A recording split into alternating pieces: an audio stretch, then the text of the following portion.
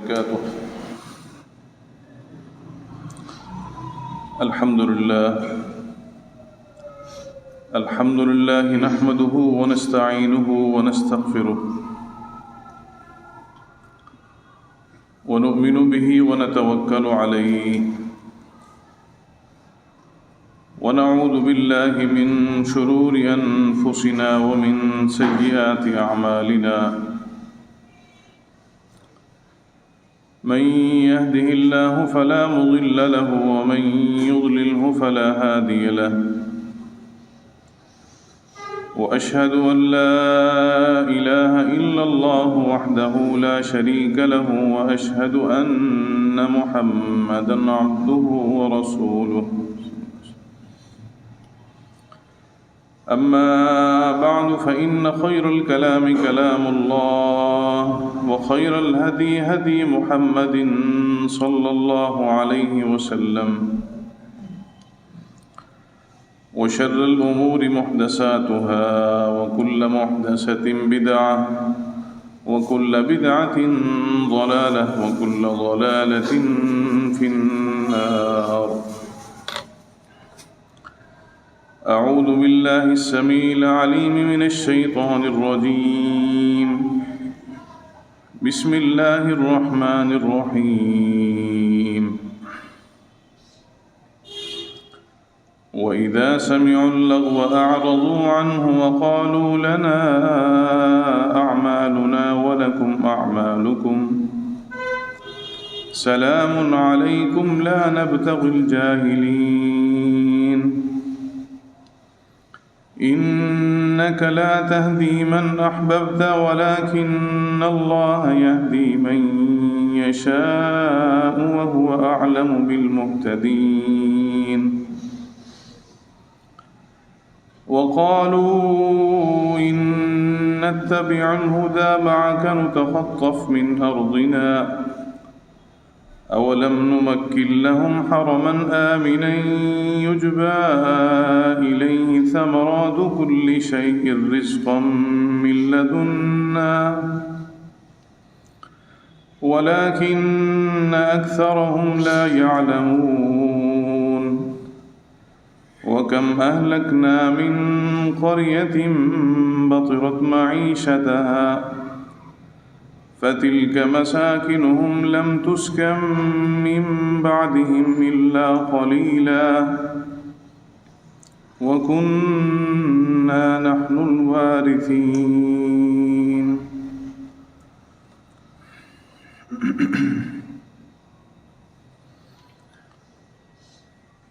تمام قسم کی حمد و ثنا اللہ مالک الملک وحدہ لا شریک کے لیے، بے شمار انگلا تعداد درود و سلام آخر دو جہان سید ولد آدم خاتم النبیین المرسلین امام الانبیاء جناب محمد رسول اللہ صلی اللہ علیہ وسلم کی ذات مبارک فرما.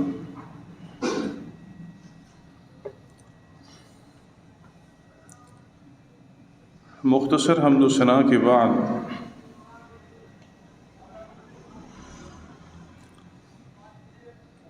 رسول اکرم صلی اللہ علیہ وسلم کی ذات مبارک نے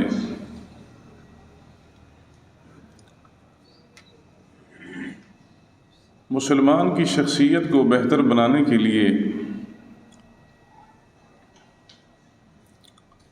تربیت کے بہت سارے معاملات پر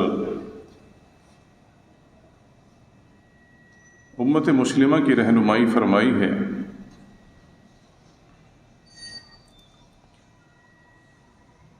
اور یہ رہنمائی علم کے بغیر کسی بھی صورت میں ممکن نہ تھی.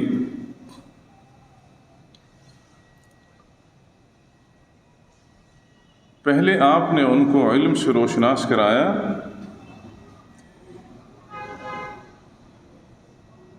اس کے بعد ان کے اندر تبدیلی کی ایک ایسی لہر دوڑی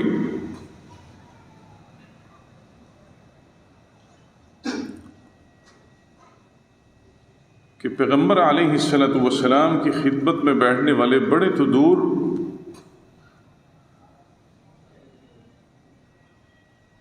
چھوٹوں کو بھی طرز زندگی بڑا احسن اور کسی نمونے سے کم نہ تھا۔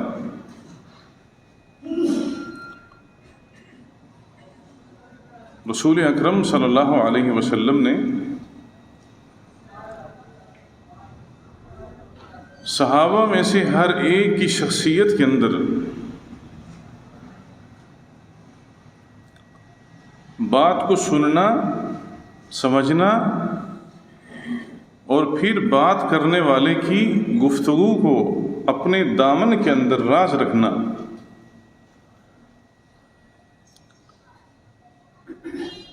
یہ بڑی شدید کوشش کے بعد آپ نے ان کے اندر یہ چیز ڈلیور کی۔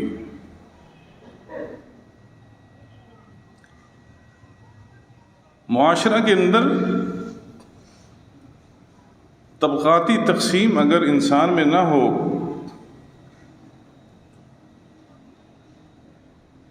تو سب سے بنیادی طور پر جو فتنہ ہے، جو انسانیت کو باہم دست و گریباں کرتا ہے، وہ یہ ہے کہ ایک کی بات سن کر دوسرے کو بتانا، دوسرے کی تیسرے کو بتانا، اور پھر وہ باتیں سن کر اس مجرم کو موجب طعن بنانا۔ رسول اللہ صلی اللہ علیہ وسلم نے صحابہ میں یہ بات کوٹ کوٹ کر بھر دی تھی، سوائے ان افراد کے جو کسی عہدہ پر فائز تھے اور اسٹیٹ کے معاملات کے اندر جو کچھ بھی گفتگو ہوتی تھی ان لوگوں میں، اس سے ہٹ کر کسی کی جرت نہیں ہوتی تھی کسی کے بارے میں لب کشائی کرنے کی۔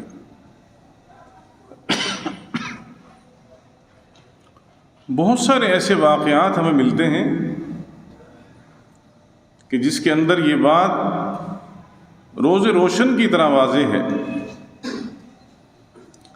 کہ اگر میں نے کسی سے آ کر کوئی مشورہ کیا ہے، کوئی راز کی بات ڈسکس کی ہے، تو جس کے ساتھ گفتگو ہو رہی ہوتی تھی وہ اس معاملات کو اچھی طرح جانتا تھا کہ میرے اوپر ذمہ داریاں کیا ہیں۔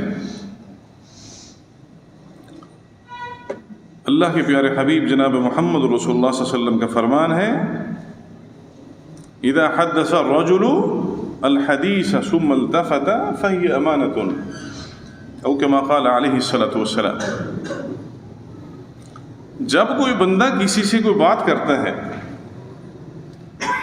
تو بات کرنے والا اگر دائیں اور بائیں طرف دیکھتا ہے، ثم التفت، وہ ایک پریشانی کی کیفیت کے اندر اگر دائیں بائیں دیکھتا ہے تو آپ علیہ الصلوۃ والسلام نے فرمایا یہ سننے والے شخص پر لازم ہے، فَهِيَ أَمَانَةٌ، یہ اس کی امانت ہے، گفتگو کسی کے ساتھ شیئر نہیں کرنی، کوئی بات شیئر نہیں کرنی۔ یہاں پر معاشرے تشکیل ہوتے ہیں، شخصیتوں کی ڈیولپمنٹ ہوتی ہے۔ جب آپ کی زبان کے اوپر قفل لگ جاتا ہے، تالا لگ جاتا ہے، جب آپ زمین والوں کے رازدان بن جاتے ہیں، خاندانوں کو بنانے کے اندر اپنا خاموشی کے ساتھ کردار ادا کرتے ہیں، خاوند اور بیوی کے درمیان ہونے والے لڑائی جھگڑوں کے اندر اگر آپ ایک سالس کی حیثیت سے سامنے آتے ہیں تو آپ کا کردار ایک خوبصورت نہیں، خوبصورت ترین فرد کی صورت میں آپ کے سامنے آتا ہے۔ سبحان اللہ۔ صحیح مسلم کی روایت ہے، فاطمہ بنت قیس رضی اللہ تعالی عنہ عظیم جلیل القدر صحابیہ ہیں، عظیم، رسول اللہ صلی اللہ علیہ وسلم کے سامنے اکثر اپنے راز ڈسکس کرتی تھی۔ ایک موقع پر ان کو طلاق ہو گئی، آپ علیہ الصلوۃ والسلام کی خدمت میں آ کر عرض کرتی ہیں، یا رسول اللہ صلی اللہ علیہ وسلم ڈائیورس ہو گئی ہے۔ آپ علیہ الصلوۃ والسلام نے تسلی دی، کوئی حرج نہیں ہے، آپ کی نہیں بن پائی تو کوئی مسئلہ نہیں ہے۔ صحیح مسلم کی اس روایت کے اندر جو اطمینان کا آپ علیہ الصلوۃ والسلام کا جو چیپٹر ہے وہ ہمیں یہ دس دیتا ہے کہ رسول اللہ صلی اللہ علیہ وسلم کے اندر بہت ساری خوبیاں جمع تھیں۔ ان خوبیوں کے اندر یہ خوبصورت ترین خوبی آپ کی یہ تھی کہ آپ دنیا کے بڑے سے بڑے مسئلے کے اندر درپیش انسان کو ایسی تسلی دیتے تھے کہ اس کے کندھوں سے بوجھ ہلکا ہو جاتا تھا، مرہم رکھتے تھے۔ آپ نے فاطمہ بنت قیس کو فرمایا کچھ نہیں، کیا ہو گیا اگر ہو گئی؟ یا رسول اللہ صلی اللہ علیہ وسلم، زندگی بہت لمبی ہے اور مرد کے بغیر میں اپنی جوانی کے ایام کیسے گزار پاؤں گی؟ اپنے فنانشلی معاملات کو کس طرح سٹرونگ کر پاؤں گی؟ کیسے میرے لیے معاملات ہوں گے؟ فرمایا عدت گزارو، سبحان اللہ، عدت گزارو۔ یہ فقہ الحدیث کے اندر فاطمہ بنت قیس کا یہ وہ واحد معاملہ ہے پورے ذخیرہ احادیث میں کہ رسول اللہ صلی اللہ علیہ وسلم نے اس عورت کو کہا ہے کہ تو نے عدت اپنے خامد کے گھر میں نہیں گزارنی۔ اس پر محدثین نے کافی کلام بھی کیا ہے، کافی مسائل کا استنباط بھی کیا ہے۔ یہ اپنے گھر میں نہیں رہی، اس کو فرمایا تھا تو نے عدت کے ایام اپنے چچا زاد عبداللہ بن ام مکتوم کے گھر میں گزارنے۔ نبینہ ہے، رسول اکرم صلی اللہ علیہ وسلم نے ان کو اجازت برحمت فرمائی۔ حالانکہ چچا زاد کے ساتھ تو نکاح جائز ہے، اس کے گھر میں کیوں؟ یہ اللہ کی شریعت کی حکمت کی ایک عظیم پہلو ہے جس کے اوپر بہت ساری باتیں ہو سکتی ہیں، مگر یہ ہمارا عنوان نہیں ہے۔ ابھی عدت کے ایام گزار رہے تھے، 3 صحابہ کی طرف سے فاطمہ بنت قیس کو خطبہ آتا ہے۔ خطبہ کا معنی ہوتا ہے نکاح کا پیغام دینا، جس خواہ کے نیچے زیر ہو اور خواہ کے اوپر پیش ہو خطبہ، اس کا معنی ہوتا ہے اعلان کرنا۔ فرماتی ہے مجھے خطبہ آیا، آپ علیہ الصلوۃ والسلام کی خدمت کے اندر حاضر ہو کر عرض کرتی ہیں یا رسول اللہ صلی اللہ علیہ وسلم، مجھے 3 افراد کا خطبہ آیا ہے، اب عدت کے ایام نہیں گزرے تھے۔ آپ علیہ الصلوۃ والسلام نے فرمایا کس کا آیا ہے؟ فرمایا معاویہ کا آیا ہے۔ اس معاویہ سے مراد معاویہ بن ابی سفیان نہیں ہے۔ فرمایا دوسرا کون ہے؟ فرمایا یا رسول اللہ صلی اللہ علیہ وسلم، ابو جہم کا آیا ہے۔ فرمایا تیسرا کون ہے؟ فرمایا اسامہ کا آیا ہے۔ اب یہ راز و نیاز کی باتیں ہو رہی ہیں، راز و نیاز کی باتیں گفتگو ہو رہی ہے۔ رسول اکرم صلی اللہ علیہ وسلم فاطمہ کی بات کو سن کر فاطمہ کی طرف مخاطب ہو کر فرماتے ہیں مجھ سے مشورہ کرنے آئی ہو؟ فرمایا نعم یا رسول اللہ۔ رازدان بنایا ہے؟ نعم یا رسول اللہ۔ فرمایا پھر سنو، معاویہ کے پاس کچھ نہیں ہے، مفلس ہیں۔ آپ جس ریزن کی بنیاد پر شادی کرنا چاہتی ہیں وہ آپ کے معاملات کو ہینڈل نہیں کر پائیں گے۔ کیا آپ کی دور اندیشی تھی، سبحان اللہ۔ صحابہ کرام میں سے ہر ایک شخصیت کے اوپر پوری کی پوری اللہ کے پیغمبر کی نظر تھی صلی اللہ علیہ وسلم۔ مفلس ہیں، اس کو اپنے ذہن سے ریموو کر دو۔ ابو جہم غصے کا تیز ہے، ہر وقت ڈنڈا اپنے کندھے پر اٹھا کر رکھتا ہے، تم اس کے ساتھ گزارا نہیں کر پاؤ گی، نہیں کر پاؤ گی۔ فاطمہ خاموش ہیں، اللہ کے پیغمبر کی باتوں کو سن رہی ہیں۔ تیسرا کون؟ فرمایا اسامہ۔ فرمایا اسامہ بہترین نوجوان ہے، خوبصورت نوجوان ہے، اس کی خطبہ کو رد نہ کرو۔ یہ حدیث ہمیں بتاتی ہے اللہ کے پیغمبر کا منہج یہ ہے، اگر کوئی شخص آپ کو رازدان سمجھ کر آ کر آپ سے کوئی مشورہ کرتا ہے، آپ کے فیملی میٹرز ہیں، بزنس کے معاملات ہیں، کوئی بھی ہیں،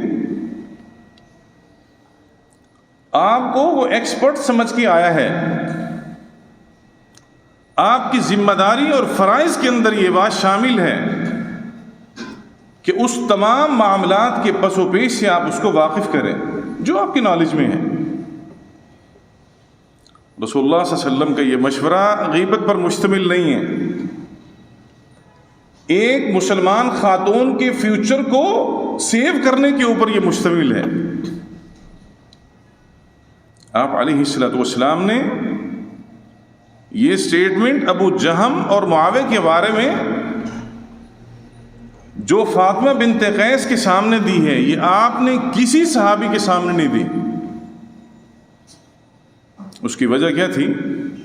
آپ شخصیتوں کے اوپر پردہ ڈالنے والے تھے، نہ کہ شخصیتوں کو کپڑا آپ اچھالنے والے تھے۔ آپ میں بڑی خوبی تھی۔ پیغمبر علیہ الصلوۃ والسلام نے اتنی خوبصورت ترین فاطمہ بنت قیس کو یہ نصیحت فرمائی ہے۔ فاطمہ فرماتی ہیں رضی اللہ تعالی عنہ، میرا ذہن تو اور طرف تھا، لیکن میں نے رسول اکرم صلی اللہ علیہ وسلم کی بتائی ہوئی اس نصیحت پر عمل کیا۔ نتیجہ کیا نکلا کہ اسامہ کے ساتھ نکاح کرنے کے بعد صحابیات کے اندر میری عزت کے اندر اضافہ ہوا۔ میری تمام سہیلیوں نے مجھے مبارکبادیں دیں کہ ایک اچھے متقی صالح اور خوبصورت نوجوان کے ساتھ وہ رشتے ازدواج کے اندر منسلک ہوئی ہیں، اور فرماتی ہیں کہ میں اسامہ کے ساتھ اتنی محبت کرتی تھی، اتنی محبت کرتی تھی کہ مجھے سابقہ خاوند سے پہلے کبھی نہیں ہوئی تھی۔ اور ان کے ترجمہ کے اندر لکھا ہے، جہاں ان کی سیرت کا بیان ہے فاطمہ بنت قیس کی، وہاں لکھا ہے کہ اسامہ بن زید کی رحلت کے بعد، ان کی اس دنیا سے جانے کے بعد کئی خطبے فاطمہ بنت قیس کو آئے ہیں، مگر وہ فرماتے تھی کہ نہیں، اسامہ کے بعد میرے شوہر کوئی نہیں بن سکتا۔ اس کو اللہ کے پیغمبر نے پسند کیا تھا، جس کو اللہ کے پیغمبر نے پسند کیا تھا، اس کی رحلت کے بعد فاطمہ کسی کے حق میں نہیں جانا چاہتی، اور نہیں ہوا۔ رسول اللہ صلی اللہ علیہ وسلم کی یہ جو ٹاکنگ ہے فاطمہ بنت قیس کے ساتھ، یہ خالصتاً راز کے اوپر مشتمل ہے، مگر فاطمہ بنت قیس رضی اللہ تعالی نے اس حدیث کو بیان کر کے سیرت کی اس عظیم پہلو کے اوپر روشنی ڈالی ہے۔ فاطمہ کی خود کی روایت ہے، اللہ کے پیغمبر نے نہیں بیان کیا۔ رسول اللہ صلی اللہ علیہ وسلم کے اندر یہ خوبی بھی تھی۔ سبحان اللہ۔ آج ہم کسی کے ساتھ اپنا کوئی راز شیئر کرتے ہیں تو اگلے دن پورے خاندان کے اندر وہ بات ہمیں سننے کو ملتی ہے۔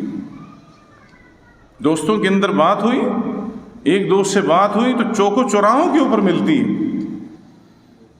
آپ علیہ الصلوۃ والسلام نے فاطمہ کی بات اپنی بیگم عائشہ سے بھی نہیں کی رضی اللہ تعالی عنہ، ضرورت ہی نہیں۔ آپ علیہ الصلوۃ والسلام نے اپنے فیملی ممبر سے ایک خاص قسم کا ڈسٹینس رکھا ہوا تھا جو ان امور کے اوپر مشتمل تھا کہ فیملی کی گفتگو الگ ہے، وہ الگ معنی رکھتی ہے، اور میرے شاگردوں کی گفتگو، ان کے معاملات وہ الگ معنی رکھتے ہیں۔ فاطمہ خود کسی کو بتائے تو بتائے، اللہ کے پیغمبر کی زبان سے کوئی لفظ نہیں نکلا۔ سبحان اللہ،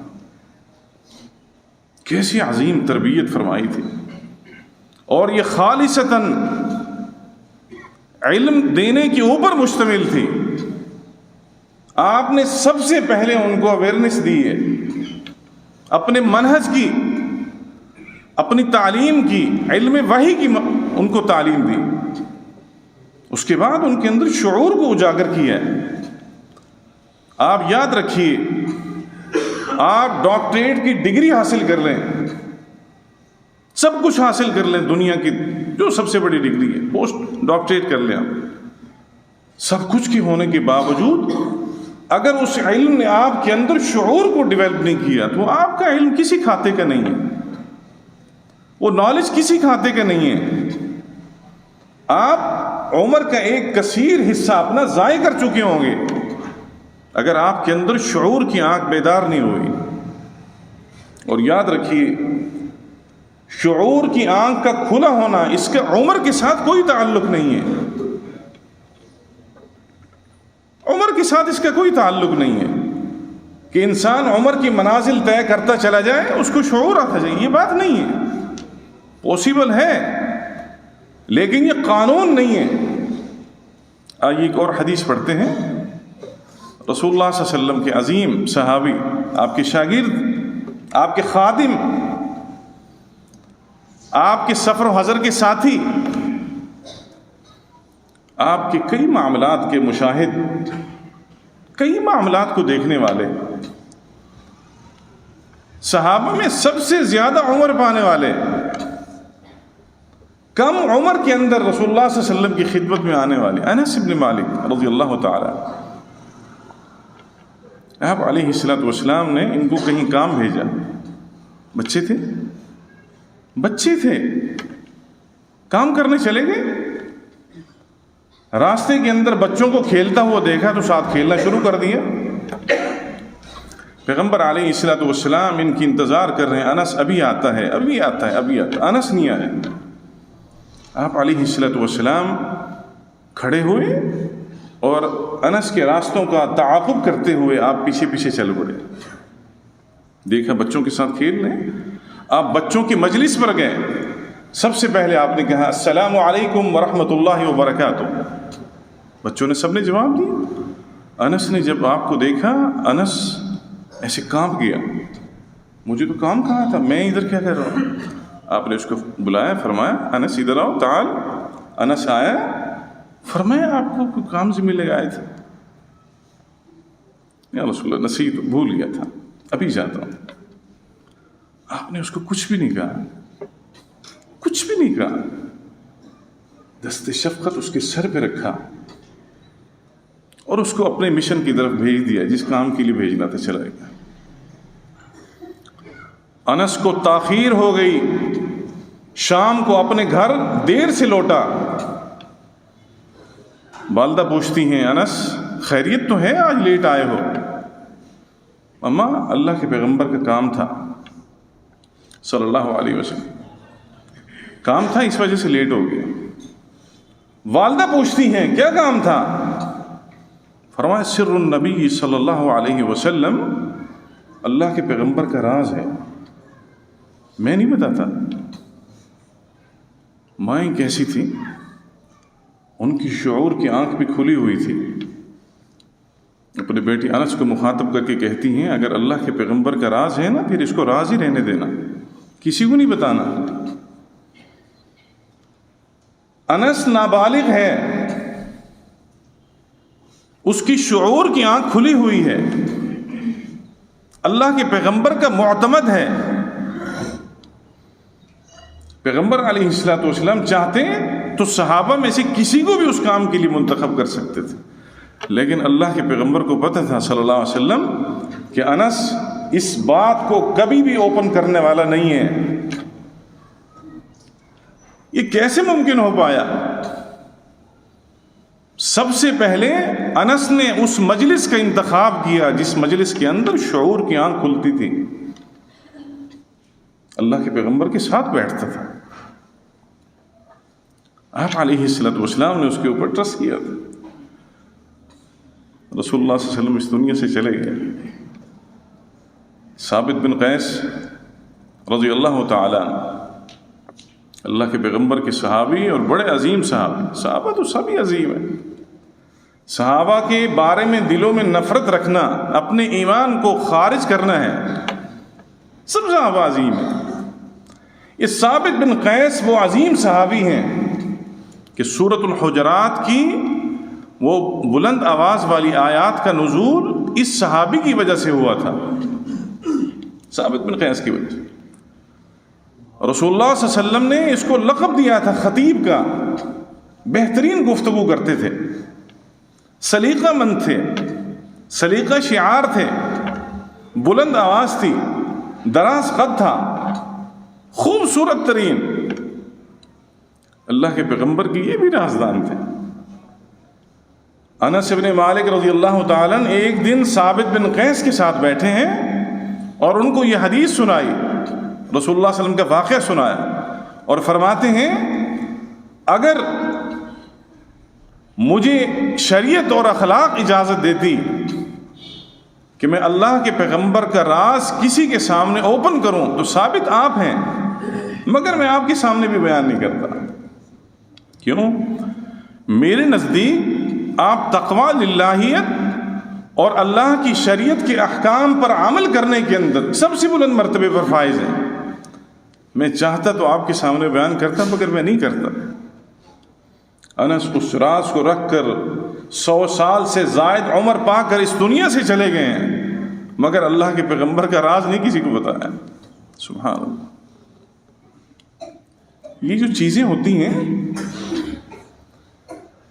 ایک بوجھل دل والا آپ کے سامنے آ کر ڈسکس کرتے ہیں اپنی بیٹی کے معاملات کو, اپنے بیٹے کے معاملات کو, اپنے گھر کے معاملات کو, وہ اپنا بوجھ ہلکا کرتا ہے.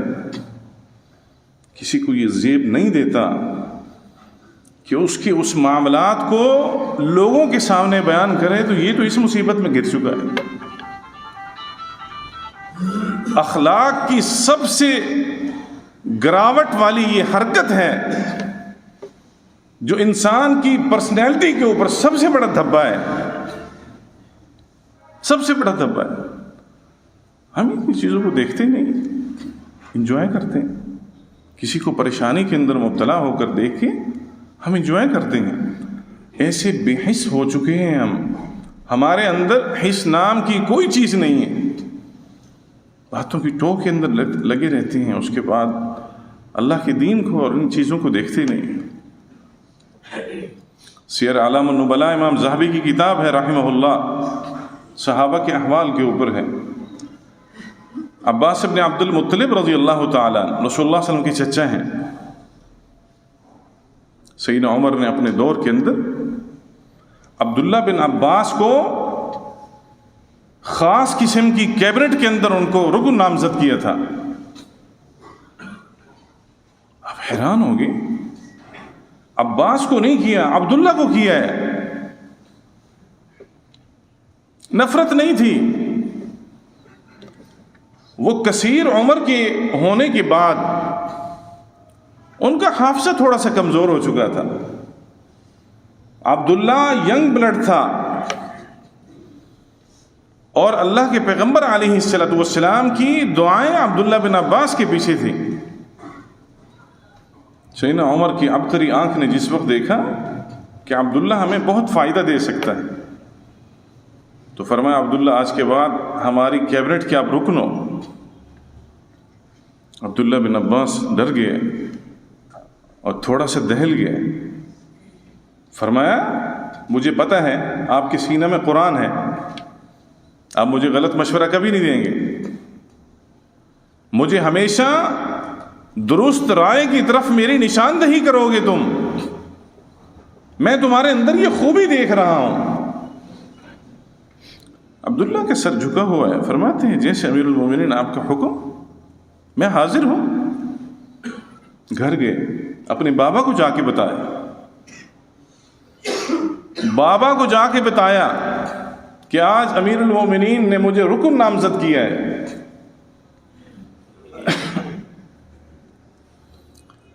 والدین وہی آئیڈیل ہوتے ہیں جو اپنے بچوں کو وقت کے اوپر نصیحت کرتے ہیں.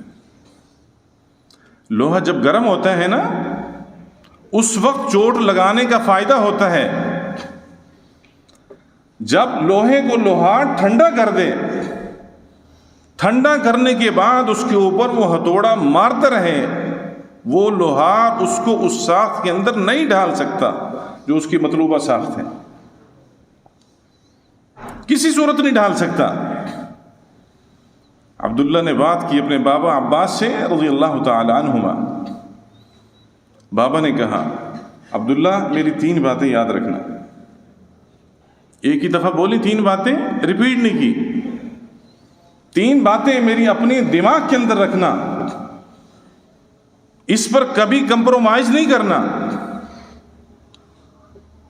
عبداللہ رضی اللہ تعالیٰ عنہ اپنے بابا کی طرف دیکھ رہے ہیں. سیدنا عباس نے سب سے پہلے نصیحت کی، اس مجلس کے اندر امیر المؤمنین کے بتائے ہوئے راز کو کسی کے سامنے افشا نہ کرنا. ہماری ریکی کی عادت ہے، ہم بچوں سے خود پوچھتے ہیں وہ انکل کیا کر رہے تھے، انہوں نے آپ کو کیا کہا، اس مجلس میں بیٹھے تھے وہ کیا گفتگو کر رہے تھے. محلے کی خواتین کی عادت ہوتی ہے، آنٹی کیا کہہ رہی تھی. یہ بچوں کی خود تربیت ہم کرتے ہیں کہ آپ اپنے اندر راز کو نہ رکھو، اس کو اوپن کر دو. معاشرے کے بہت سارے ایسے قبیح پہلو ہیں جو آپ کے سامنے بیان ہو سکتے ہیں، مگر وقت نہیں ہے. عباس رضی اللہ تعالی نے اپنے بیٹے کو پہلی نصیحت کی، امیر المؤمنین کے راز کو افشا نہیں کرنا. اور دوسری، اسی کے اندر اس کا جز ہے، فرمایا ان کے راز کو بھی کسی کے سامنے افشا نہیں کرنا، اور کسی اور کے راز کو بھی جس کا امیر المومنین کو خبر نہیں ہے اور آپ کی مملکت کی امور کے ساتھ تعلق نہیں رکھتے، نہیں بتانا. سبحان اللہ. دوسری ان کو نصیحت کی، ان کے پاس بیٹھ کر عبداللہ کسی کی غیبت نہ کرنا. تیسری ان کو نصیحت کی، میں یہ کبھی بھی نہ سنوں کہ تو نے امیر المومنین کے مجلس میں بیٹھ کر تو نے جھوٹ کو بولا ہے. جب والدین کی طبیعت اور ان کا مزاج ایک خوبصورت ترین سانچوں کے اندر ڈھلا ہوا ہو، وہ اپنی اولاد کو کبھی زندگی کسی بھی معاملے کے اوپر سلپ نہیں ہونے دیتے. ہمیشہ ان کی پشت کے اوپر ان کا دست شفقت ہوتا ہے، اور ان کی شیروں والی آنکھ ان کو دیکھ رہی ہوتی ہے کہ میرا بچہ اس کی ایکٹیویٹیز کیا ہیں. عبداللہ رضی اللہ تعالی نے فرمایا، بابا آپ نے یہ 3 نصیحتیں جو کی ہیں، مجھے اس کے خلاف کبھی نہیں پائیں گے. نہ امیر المومنین کے راز کو کسی کے سامنے بیان کروں گا، نہ کسی کے راز کو امیر المومنین کے سامنے بیان کروں گا، نہ کسی کی غیبت کروں گا، اور نہ ہی آپ یہ کبھی سنیں گے کہ آپ کے بیٹے عبداللہ نے فلاں شخص کے اوپر فلاں مقام پر اس نے جھوٹ بولا ہے. یہ دنیا کی وہ عظیم ہستیاں تھیں جنہوں نے دنیا کے نقشوں کو بدلا ہے، دنیا کے نقشوں کو بدلا ہے اپنے کریکٹر کے ساتھ، اپنے عمل کے ساتھ، رسول اللہ صلی اللہ علیہ وسلم کے منہج کو فالو کر کے دنیا میں انقلاب برپا کیا. اور ایک وقت آیا تھا امیر عمر ان کو تنہائی میں لے جایا کرتے تھے عبداللہ کو. کچھ باتیں ایسی ہوتی ہیں جو کسی کے سامنے بیان کرنے کی نہیں ہوتی. صحابہ دیکھتے تھے کہ نکر کے اندر کھڑے ہیں عبداللہ اور عمر رضی اللہ تعالی باتیں کر رہے ہیں. کیا باتیں ہیں؟ آج تک اسلامی تاریخ نے ان باتوں کو ڈسکس نہیں کیا، وہ اپنے اندر ڈال کر چلے گئے ہیں، منو مٹی کے نیچے چلے گئے، صدیاں بیت گئیں، ان باتوں کو کوئی پتہ نہیں. لیکن ہم ججمنٹ ضرور کر سکتے ہیں کہ وہ باتیں کس انداز کی ہوں گی. وہ باتیں خالصتاً تقوی للہیت کے اوپر مبنی، اسلامک اسٹیٹ کو بہترین بنانے کے اوپر مبنی، بہترین نظام مشاورت کو قائم کرنے کے لیے جو دنیا کے اندر سیدنا عمر کے دور کے اندر انقلاب کی راہوں کو ہم دیکھتے ہیں، اس کے پیچھے ان رازدان صحابہ کی وہ مشاورتیں ہیں جو وہ اپنے سینوں کے اندر دفن کر کے تو چلے گئے، لیکن کسی کے سامنے کو بیان نہیں کیا۔ یہ ایسے ممکن نہیں ہو پایا تھا کہ یہودیوں نے بیت المقدس کی چابیاں ان کے قدموں کے اندر ڈال دیں۔ جو بات ابن عباس کو پتہ ہے وہ خالد بن ولید کو پتہ نہیں ہے۔ ایسا سسٹم انہوں نے بنایا تھا، اور ان کی جو تربیت تھی، ان کو جس علم کے ساتھ روشناس کرایا تھا، اور پھر جو ان کی شعور کی آنکھ تھی، ان کے سامنے تقوی کی بہت بڑی ایک دیوار تھی، بہت بڑی ایک دیوار تھی، جو اپنے عمر سے بڑھ کر اپنے فیصلوں اور اپنے منشور کو وہ پیش کرتے تھے۔ صحابہ حیران ہو جاتے تھے کہ چھوٹا سا بچہ اتنا بڑا اس نے مشورہ دے دیا۔ ان کی آنکھیں کھلی ہوئی تھی۔ دنیا میں کامیاب وہ شخص ہے جس کی شعور کی آنکھ کھلی ہوئی ہے، سفید بالوں کے ساتھ کوئی تعلق نہیں ہے۔ آپ عمر کے کسی بھی پہلو کے اندر پہنچ جائیں، اگر آپ شعور کے ساتھ وابستہ نہیں ہیں، اگر آپ کی آنکھیں کھلی ہوئی نہیں ہیں، چاہے آپ دینی معاملات کے اندر ہیں یا دنیاوی آپ نقصان اٹھائیں گے۔ ایک شخص کہتے ہیں جی میں قرآن پڑھتا ہوں، قرآن مجھے ہدایت دیتا ہے۔ قرآن آپ کو پڑھنے کے بعد تب ہدایت دے گا جب قرآن کو اسی نقطۂ نظر سے پڑھیں گے جو اللہ کے پیغمبر نے امت مسلمہ کو بتایا ہے۔ اگر آپ قرآن کو پڑھتے ہوئے کہیں کہ میری عقل اس کو تسلیم نہیں کرتی، تو آپ کی شعور کی آنکھ بند ہے۔ قرآن آپ کو راہ ہدایت نہیں دکھائے گا جس وقت آپ اپنی عقل کو استعمال کریں گے۔ قرآن پھر آپ کو گمراہیت کے راستے کی طرف لے کر جائے گا۔ آپ کو قرآن صراط مستقیم تب دکھائے گا جب قرآن کے نزول کے معاملات کو سمجھنے کے بعد آپ اللہ کے پیغمبر علیہ الصلوۃ والسلام کے منہج کے مطابق اس کو پڑھیں گے۔ قرآن آپ کو ہدایت دے گا۔ دنیا کے اندر بڑے بڑے اسکالرز دیکھے ہیں، بڑے بڑے ریسرچر دیکھے ہیں جن کا تعلق اسلام سے نہیں ہے، مسلمان نہیں ہے، مگر بڑی خدمات کی ہیں انہوں نے قرآن کی، اسلام کی۔ ان کی خدمات کیا ان کو قیامت کے دن اللہ کے ہاں معافی کرا کر ان کو جنت کے اندر لے کر جائیں گی؟ کبھی بھی نہیں، کیونکہ انہوں نے قرآن کو پڑھا ہے مگر شعور کی آنکھ سے نہیں پڑھا۔ شعور وہ انسان کے تقوی کا نام ہے، شعور انسان کی للہیت کا نام ہے۔ شعور ایک ایسی میگنیٹ طاقت ہے کہ جو انسان اور اس کے گناہوں کے درمیان سب سے بڑی دیوار ہے۔ اس کے سٹیپس اس کو نہیں اٹھانے دیتی، وہ اس کو سٹاپ کر دیتی ہے کہ رک جاؤ، یہ قدم تمہارے نہیں اٹھنے چاہیے، اس کے اندر اللہ کی بغاوت شامل ہے، اس کے اندر رسول اللہ صلی اللہ علیہ وسلم کی معصیت شامل ہے، یہ قدم تمہارے نہیں اٹھنے چاہیے۔ محترم بھائیو، ہم اپنے آپ کو بہت سارا اچھا مسلمان سمجھتے ہیں، کرتے ہیں، مگر ہمارے اندر کافی ساری کمیاں اور کوتاہیاں ہیں۔ ہم ان اپنی چھوٹے چھوٹے قدموں کو، ان کوتاہیوں کو اپنی زندگی کے اندر چینج کر کے، اس کو تبدیل کر کے ہم ایک بہترین اور خوبصورت مسلمان بن سکتے ہیں۔ مگر اس کے لیے ضرورت یہ ہے کہ آپ یہ نہ کہیں کہ اب عمر گزر چکی ہے، اب کیسے اصلاح؟ آپ کی وفات سے ایک دن قبل آپ کی جانے والی توبہ آپ کے 70 سال کے گناہوں کے اوپر قلم پھیر سکتی ہے۔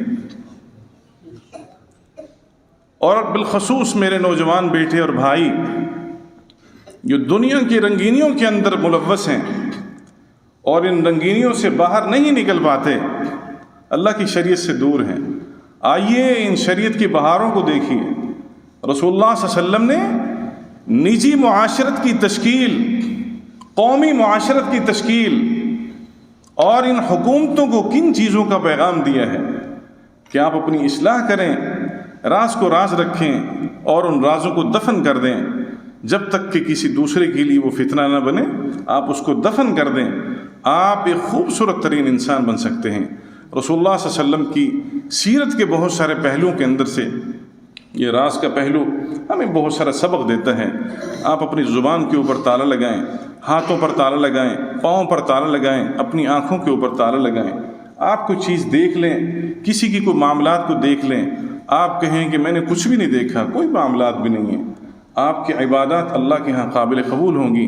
آپ بہترین راستے کا آپ انتخاب کر پائیں گے، اور وہ راستہ جو آپ کو جنت کی طرف لے کر جائے گا.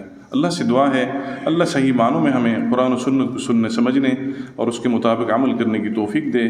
وآخر دعوانا الحمد للہ رب العالمین.